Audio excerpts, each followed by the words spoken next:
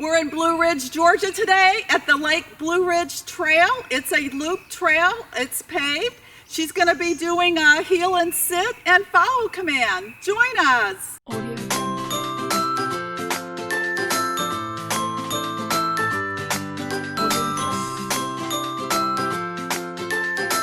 Before we travel out to Blue Ridge, Georgia, morning off-leash exercises.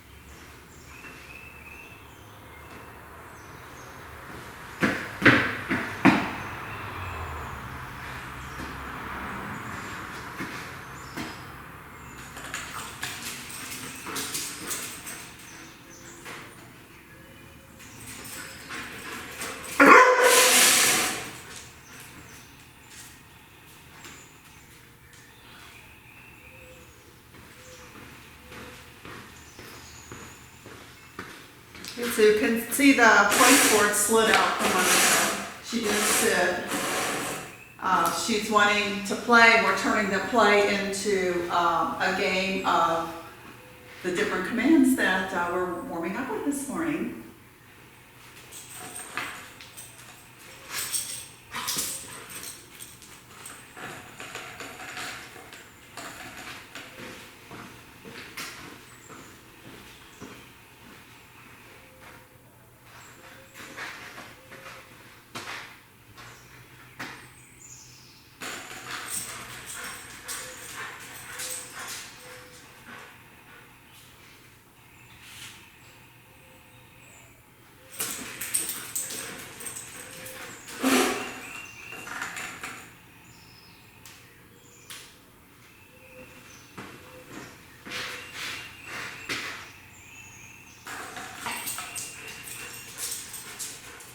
So I'm mixing up which hand I'm using to recall with.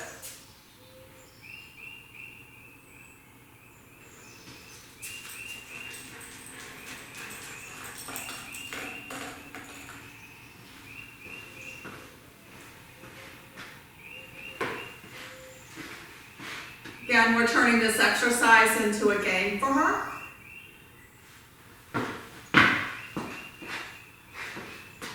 Also turning to different sides of my body so she doesn't always have a frontal view of her hand signal.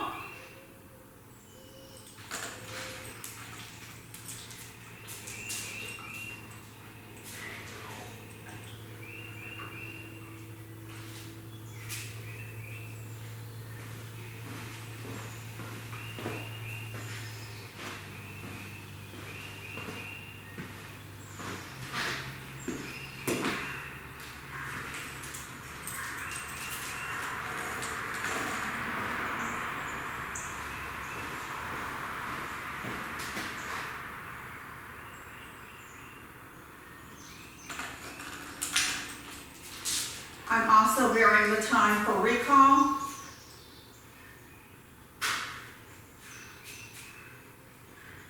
So she has to watch me almost 100% of the time since I'm very random in what I'm doing. She does not know when I'm going to ask her to perform a command at her request.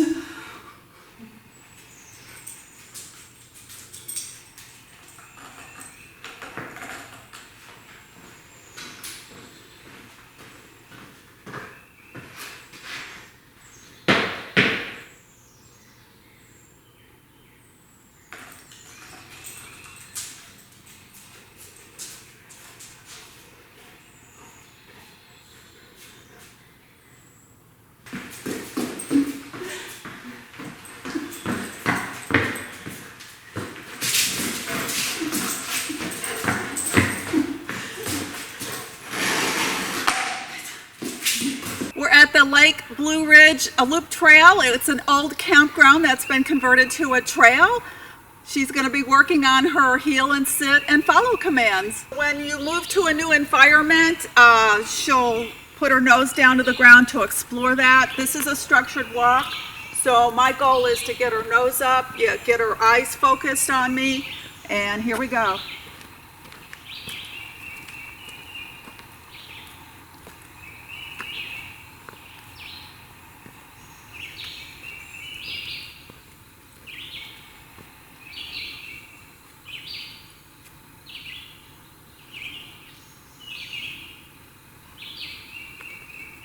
We're starting out with the follow command.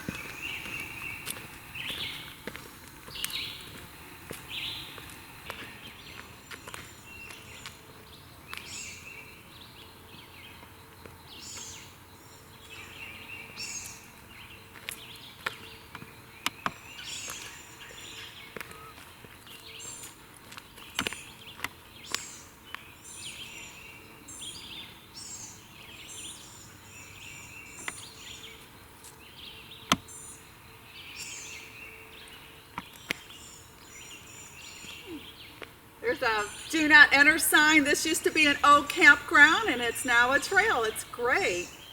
For follow command.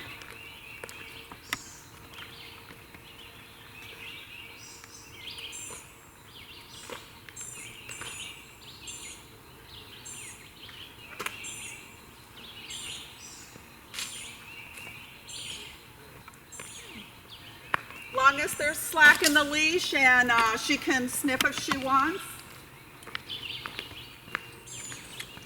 She stopped to sniff and I felt tension on the leash. Since this is a structured walk, I guided her with the leash and the tap of her e-collar back on task.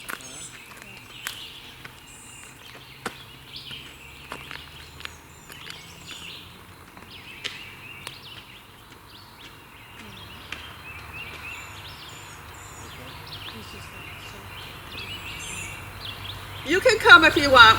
It's fine. Thank you. Smile for the camera. Yeah.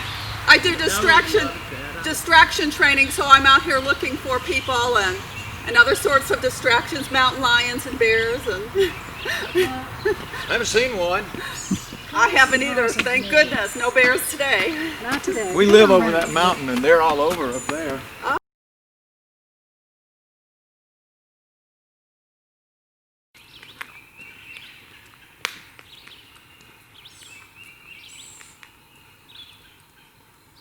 Heel and sit. Note, I'm not giving any hand signals. She is reading when my feet move and when they stop. I'm also tapping the remote to indicate we are starting to move, and I'm tapping when my feet stop to let her know it's time to sit. When you start off on the left foot, you can give one hand signal of either a follow command or a heel command. I've evaluated Edie from day one forward, and she does not respond at all to vibrate. Vibrate does not get her to focus in order to start nor complete commands. Vibrate mode on her e-collar does not work for Edie as a communication indicator for heel and sit.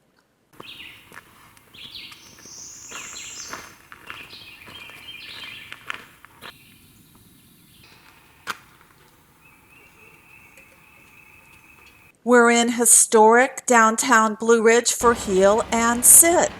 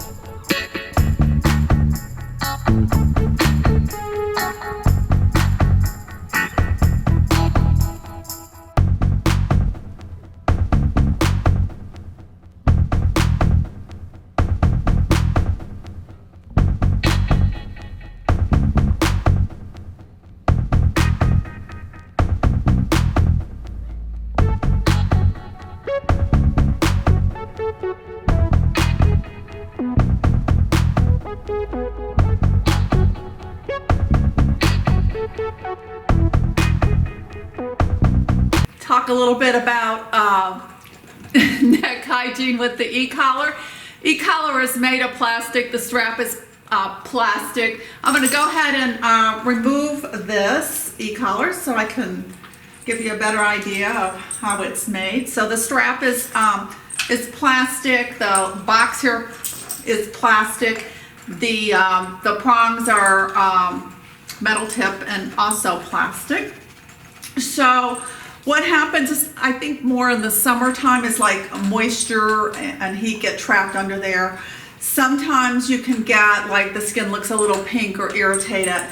When a dog is in my care, I do neck hygiene, which is basically rotate the collar to the different areas of her neck. There's like an area here, and area here. You want to keep it on the lower part of the neck. Rotating it is very helpful.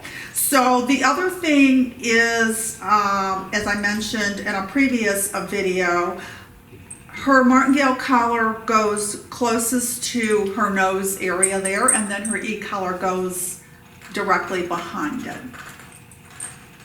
Okay, so I'm going to take off her collars so that I can check her neck. I'm looking for any sort of color change from her normal color change, just anything that looks abnormal. Okay, and sometimes I'll get a flashlight and look up under there also. I just want to make sure that everything is looking really, really nice and good.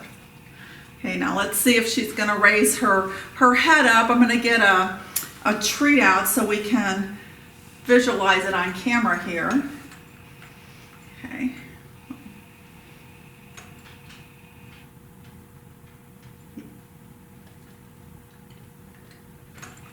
Okay, it's looking good.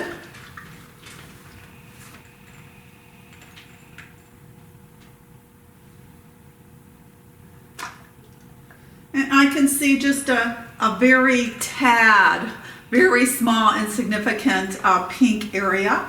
The other thing with when dogs go into e-collar training, they're, regardless of their breed, their necks are not what I call toughened or like calloused. Like if you're an occupation like a bricklayer or something where you work with your hands, and your hands over time, they get calloused. So that's sort of the process that goes on with the skin under her neck. So, but it is looking really good. I'm going to go ahead and put her equipment back on.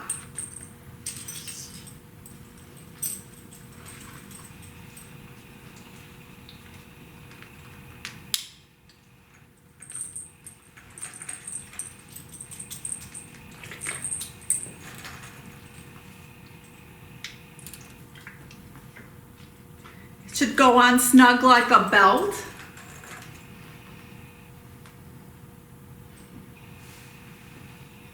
Again, I'm marking anytime I go into the head area.